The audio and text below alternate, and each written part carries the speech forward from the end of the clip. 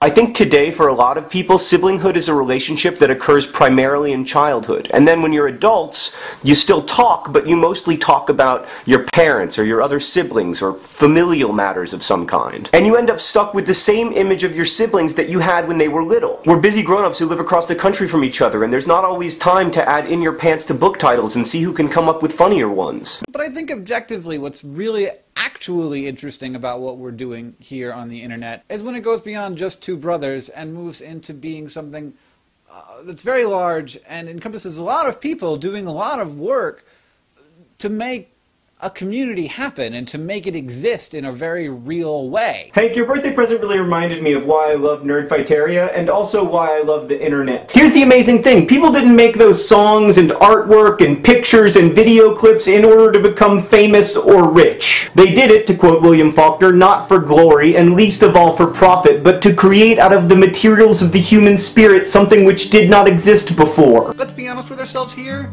Things are changing rather quickly. The advantage that you have is not all the stuff you just learned. You need that, don't get me wrong, but everybody else has it too. The advantage that you have is a whole new world just got discovered, and you grew up there. I'm in my 20s. People my age do not understand the world the way you do. It's like there was a first generation of people who were born in America.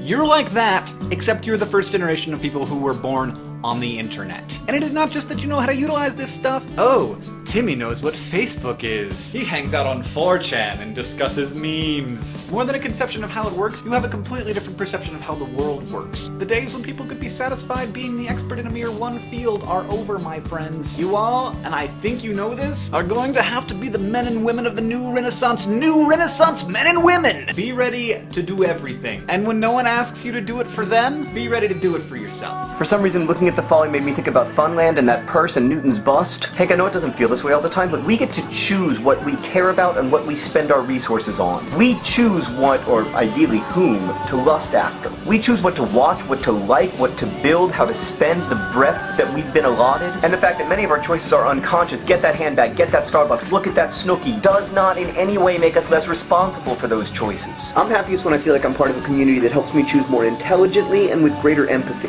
Hank, before I go, I need to make one thing clear. Nerdfighters are not about you and me. Nerdfighters are about a Made of Awesome book made by a woman in Australia going to a Made of Awesome baby in the United States. Nerdfighters are about raising money and awareness for important causes. Nerdfighters are about building a supportive community of friends. Nerdfighters are about stupid, beautiful projects and making each other laugh and think with t-shirts and pocket protectors and rants about the situation in Pakistan. Okay, so let me give you an easy to comprehend example of what I'm talking about from this famously incomprehensible James Joyce novel, Ulysses. So there's this Irish Jewish guy, Bloom, and he's sitting in a bar, and one of the guys he's talking to, John Wise, says, "But do you know what a nation means?" "A nation," says Bloom.